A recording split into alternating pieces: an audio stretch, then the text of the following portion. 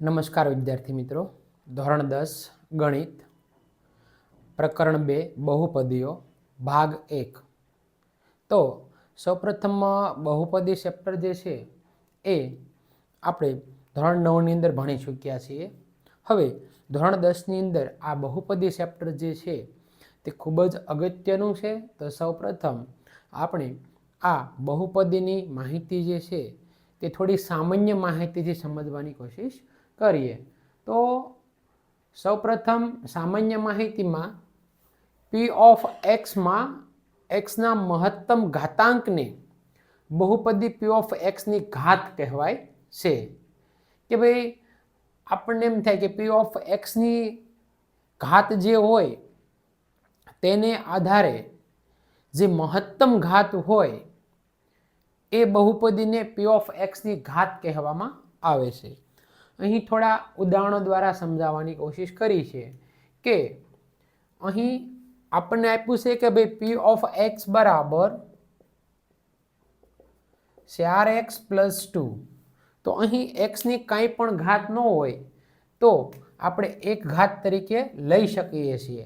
આથી આ જે બહુપદી જે છે તેને એક ઘાત બહુપદી કહેવાય છે।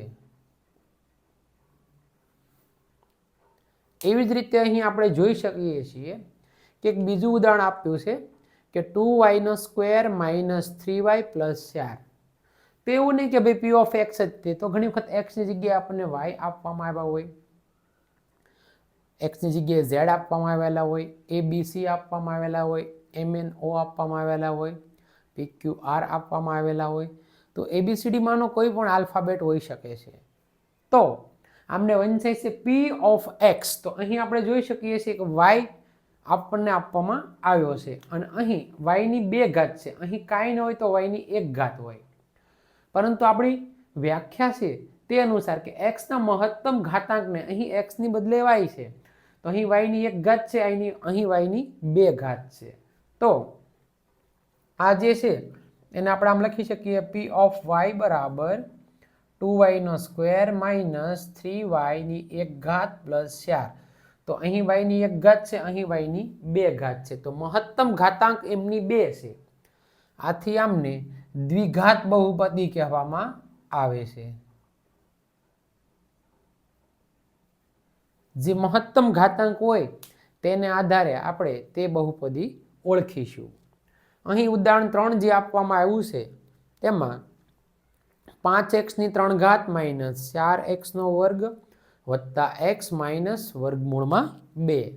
તો અહીં આપણે જોઈ શકીએ છીએ કે x ની 3 ઘાત છે, અહીં x ની 2 ઘાત છે, અહીં કાંઈ ન હોય તો x ની 1 ઘાત કહેવાય। તો મહત્તમ ઘાતાંક કેટલી છે અહીં? તો કે 3 છે।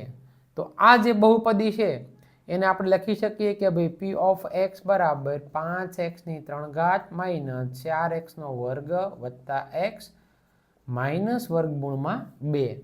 આથી આ જે બહુપદી જે છે તેને ત્રિઘાત બહુપદી કહેવામાં આવે છે, એટલે કે ત્રિઘાત બહુપદી। એવી રીતે અહીં ઉદાહરણ 4 ની અંદર આપણે જોઈ શકીએ છીએ કે 7u ની 6 ઘાત - 3/2u ની 4 ઘાત + 4u² + u - 8। તો અહીં આપણે જોઈ શકીએ છીએ કે જે છલ છે અહીં y હતો એની જેમ અહીં u આપવામાં આવ્યો છે। તો આ બહુપદીને આપણે આમ લખી શકીએ કે p ઓફ u બરાબર 7u ની 6 ઘાત - 3/2u ની 4 ઘાત + 4u² + u - 8। તો અહીં આપણે u ની ઘાત જે છે તેને ફાઇન્ડ આઉટ કરવાની છે। અહીં કાંઈ ન હોય તો u ની 1 ઘાત હોય, અહીં 2 ઘાત છે, અહીં 4 છે અને અહીં 6 ઘાત આપવામાં આવી છે। તો અહીં મહત્તમ ઘાતાંક જે છે તે u ની 6 છે। તો આથી આને 6 ઘાત બહુપદી કહેવામાં આવે છે। 6 ની જગ્યાએ ષષ્ઠ ઘાત બહુપદી પણ આપણે તેમને કહી શકીએ। આથી આવી કોઈ પણ આપણને રકમ આપવામાં આવી હોય અને 1 માર્ક્સમાં વિભાગ A ની અંદર MCQમાં પૂછવામાં આવે કે 1 માર્ક્સમાં પૂછવામાં આવે તો આપણે જે તે ચલ આપવામાં આવેલું હોય તે ચલની ઉપર મહત્તમ ઘાતાંક કેટલી છે તેને આધારે તે બહુપદીને ઓળખી શકીએ છીએ. ત્યારબાદ હવે મહત્તમ ઘાતાંકને આધારે બહુપદીની ઓળખ મેળવ્યા બાદ થોડીક વ્યાખ્યાઓ આપણે જોઈએ. તો એમાં સૌપ્રથમ વ્યાખ્યાઓ જે છે તેમાં છે સુરેખ બહુપદી. સુરેખ બહુપદી કોને કહેવામાં આવે? તો કે જે બહુપદી હોય તેમાં છલની એક ઘાત આપવામાં આવેલી હોય તો તેને એક ઘાત બહુપદી અથવા તો સુરેખ બહુપદી કહેવામાં આવે છે. તો આનું બીજું નામ જે છે તે ઘણી વખત સુરેખ બહુપદીને બદલે એક ઘાત બહુપદી એવું પણ આપણને આપવામાં આવી શકે. તો આપણે લખી શકીએ કે જે બહુપદીમાં ચલની મહત્તમ ઘાતાંક જો એક હોય તો તેવી બહુપદીને સુરેખ બહુપદી અથવા તો એક ઘાત બહુપદી કહે છે. અહીં આપણે જોઈ શકીએ છીએ કે અહીં આપણને ઉદાહરણ આપવામાં આવ્યું છે 4x + 2. તો એની જગ્યાએ આપણે કોઈ પણ બીજું ઉદાહરણ લખી શકીએ કે ભાઈ 5y + 7. તો અહીં y વાળી બહુપદી આપવામાં આવી, y ચલ વાળી. તો y ની ઉપર મહત્તમ ઘાતાંક 1 છે. આથી તેને સુરેખ બહુપદી તરીકે આપણે ઓળખી શકીએ છીએ અથવા તો એક ઘાત બહુપદી તરીકે ઓળખી શકીએ છીએ. ત્યારબાદ છે દ્વિઘાત બહુપદી. તો જેમ આપણે સુરેખ બહુપદી કે એક ઘાત બહુપદીની વ્યાખ્યા મેળવી એવી જ રીતે આપણે દ્વિઘાત બહુપદી જે છે તેમની વ્યાખ્યા લખી શકીએ કે જે બહુપદીમાં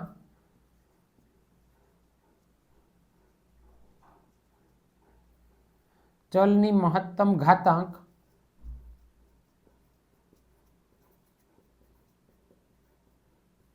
બે હોય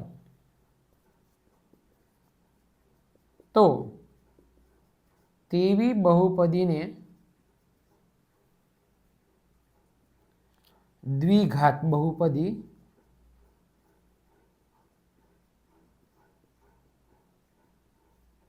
કહે છે.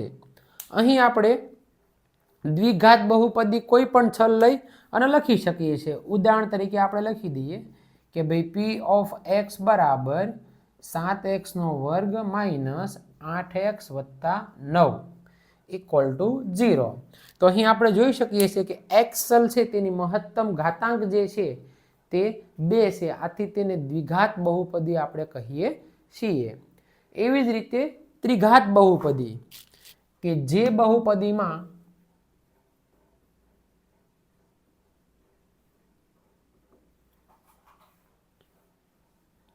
ચલની મહત્તમ ઘાતાંક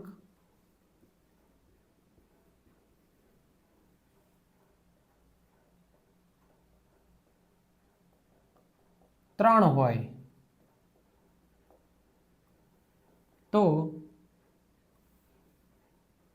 તેવી બહુપદીને ત્રિઘાત બહુપદી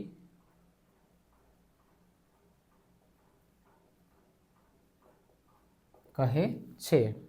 અહીં આપણે આમનું ઉદાહરણ લખી શકીએ કે ઉદાહરણ તરીકે p of z બરાબર -2z3 વત્તા 7z² વત્તા z - 8 = 0.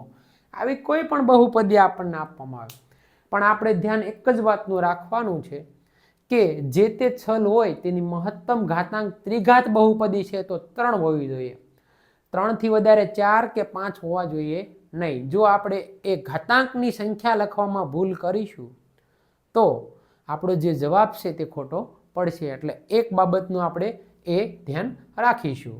તો આમ સુરેખ બહુપદી એટલે કે એક ઘાત બહુપદી, દ્વિઘાત બહુપદી અને ત્રિઘાત બહુપદી ત્રણેયની વ્યાખ્યાઓની સમજૂતી મેળવી અને તેમના ઉદાહરણો છે તે લખ્યા. ત્યારબાદ હવે આપણે જે કોઈ બહુપદી હોય તો તેના શૂન્ય વિશે જોઈએ. તો એમાં આપણને કહેવામાં આવ્યું છે કે જો પી ઓફ કે અહીં ચલ આપવામાં આવ્યો છે ઇઝ ઇક્વલ ટુ 0 હોય તો વાસ્તવિક સંખ્યા કે ને બહુપદી પી ઓફ એક્સનું શૂન્ય કહેવામાં આવે છે. એટલે અહીં જોઈ શકીએ છીએ કે પી ઓફ કે ઇઝ ઇક્વલ ટુ 0 થઈ જવા જોઈએ. કોઈ પણ બહુપદી જો આપણને આપવામાં આવી હોય તો તેમાં કેની વેલ્યુ છે એ મૂકીએ તો જે તે બહુપદી છે તેનું સાદુરૂપ ડાબી બાજુ અને જમણી બાજુ જો શૂન્ય થઈ જાય તો જ એનું એક શૂન્ય કહેવામાં આવે છે. ધોરણ 9માં પણ આપણે આમનો અભ્યાસ કર્યો છે અને જે તે કિંમતો આપણને એક્સની આપવામાં આવી હતી તેના આધારે આપણને પૂછ્યું હતું કે ભાઈ તેનો એક વાસ્તવિક શૂન્ય છે કે નહીં તે ચકાસો. તો આપણે એવા કન્ડિશનમાં શું કરતા હતા તો કે જે એક્સની વેલ્યુ 0, 1, -1, 2 કે -2 આપવામાં આવી હોય તેને જે તે બહુપદીમાં એક્સની જગ્યાએ કિંમત એપ્લાય કરતા હતા અને સાદુરૂપ આપતા હતા. જો સાદુરૂપ શૂન્ય આવી જાય તો આપણે તેમનો એક શૂન્ય કહેતા હતા, અન્યથા કહેતા હતા નહીં. તો આવું પણ આપણને 1 માર્ક્સમાં પૂછી શકે છે. તો અહીં આપણને એક એક્ઝામ્પલ આપવામાં આવ્યું છે કે ઉદાહરણ 1 પી ઓફ એક્સ બરાબર 2x + 3 હોય તો પી ઓફ કે ઇઝ ઇક્વલ ટુ કેટલા? તો સૌ પ્રથમ એક્સની જગ્યાએ આપણે કે મૂકી દઈએ તો પી ઓફ કે is equal to 2k + 3 equal to 0. આપણે આમ લખી શકીએ કે ભાઈ ડાબી બાજુ છે જમણી બાજુ કંઈ આપવામાં આવ્યું હોય તો પણ આપણે 0 લખી શકીએ છીએ, જે આપણે ધોરણ 9માં શીખી ગયા છીએ. હવે ત્યારબાદ પછીનું જે સ્ટેપ છે તેમાં આપણે લખી શકીએ 2x + 3 છે બરાબરની પહેલી સાઈડ જશે તો કેવા થઈ જશે તે -3 થઈ જશે. અને હવે અહીં આપણે જોઈ શકીએ છીએ 2 અને k વચ્ચેનો જે સંબંધ છે તે ગુણાકારનો છે. તો +2 છે એ બરાબરની પહેલી સાઈડ જશે તો -3 છે તેમના છેદમાં જતા રહેશે એટલે કે ફાઇનલી k બરાબર -3/2 મળે. આથી આપણે કહી શકીએ કે આથી k ઇઝ ઇક્વલ ટુ -3/2 એ અહીં આપણને જે આપવામાં આવ્યું છે પી ઓફ એક્સ બરાબર 2x + 3 નો એક શૂન્ય છે. અહીં આપણે એક્સની જગ્યાએ જો 3/2 મૂકી દઈએ તો આપણને સાદુરૂપ જે છે તે 0 મળી જાય છે અને એ આપણે અહીં ચકાસી લઈએ. અહીં આપણને આપવામાં આવ્યું છે 2x + 3 x બરાબર -3/2 લેતા અથવા તો મૂકતા એટલે કે 2 x ની જગ્યાએ -3/2 + 3 એટલે કે અહીં આપણે જોઈ શકીએ છીએ કે 2 કેન્સલ થઈ જશે અંશ અને છેદમાં છે એટલે. તો અહીં કેટલા વધ્યા -3 + 3 ઇઝ ઇક્વલ ટુ 0 મળે છે. એટલે આપણે કહી શકીએ કે તે કેની વેલ્યુ જો -3/2 આપણે લખીએ તો તેનો એક શૂન્ય બને છે. હવે વ્યાપક રીતે કે એ પી ઓફ એક્સ બરાબર ax + b નું શૂન્ય હોય તો પી ઓફ કે is equal to ak + b is equal to 0 થાય. જે હમણાં અહીંયા આપણે કિંમત મૂકી સાદુરૂપ આપ્યું અને આપણને જે સાદુરૂપ શૂન્ય મળી ગયું તેના આધારે આપણે આમ કહી શકીએ. આથી k બરાબર -b/a થાય. અહીં સ્વાભાવિક છે -3/2 આવી ગયા છે એટલે માઇનસ નિશાની +3 હતા પેલી બાજુ ગયા એટલે માઇનસ એટલે કે k is equal to -b/a થાય. જ્યાં માઇનસના માઇનસ એમ નામ અને અહીં જોઈ શકીએ છીએ કે +3 છે એ અસળ સંખ્યા છે તો એ અસળ સંખ્યાને આપણે અસળ પદ લખી શકીએ છીએ. આ સૂત્રને આપણે ખાસ સમજવાનું છે અને પછી આગળ આપણે એના દાખલા એવા ગણવાના છે. તો ખાસ જુઓ બાળકો કે k is equal to -b/a તો માઇનસના માઇનસ b અહીં 3 છે તે અસળ સંખ્યા છે એટલે કે અસળ પદ અને છેદમાં એને આપણે જોઈ શકીએ છીએ કે આ જે છે એ આને a તરીકે જો આપણે સ્વીકારીએ તો જે છે તે x નો સહગુણક છે. અહીં આપણે જોઈ શકીએ છીએ 2x છે તો એમાં આપણે ધોરણ 9માં અને 8માં પણ શીખી ગયા છીએ કે સહગુણક એટલે કે તેની સાથે ગુણાયેલી સંખ્યા. તો x ની સાથે ગુણાયેલી સંખ્યા 2 છે તો સહગુણક એટલે કે x નો સહગુણક a છે તો અહીં આપણને a ની વેલ્યુ 2 મળે છે. આથી સહગુણક મતલબ કે સાથે ગુણાયેલા, સહ એટલે સાથે, ગુણક એટલે ગુણાયેલા.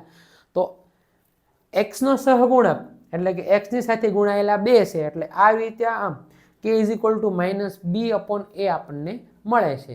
તો વિદ્યાર્થી મિત્રો, આજે આપણે ભાગ 1 ની અંદર બહુપદીની સામાન્ય માહિતી મેળવી. ત્યારબાદ તેમની વ્યાખ્યાઓ સુરેખ બહુપદી, દ્વિઘાત બહુપદી અને ત્રિઘાત બહુપદીની વ્યાખ્યા સાથેના ઉદાહરણોની સમજૂતી મેળવી. અને ત્યારબાદ કોઈ પણ બહુપદી હોય તો તેના શૂન્યો છે તે ક્યારે કહેવાય તેમની માહિતી મેળવી. તો દરેક વિદ્યાર્થી મિત્રો આ ભાગ 1નો સ્ક્રીનશોટ લઈ લો.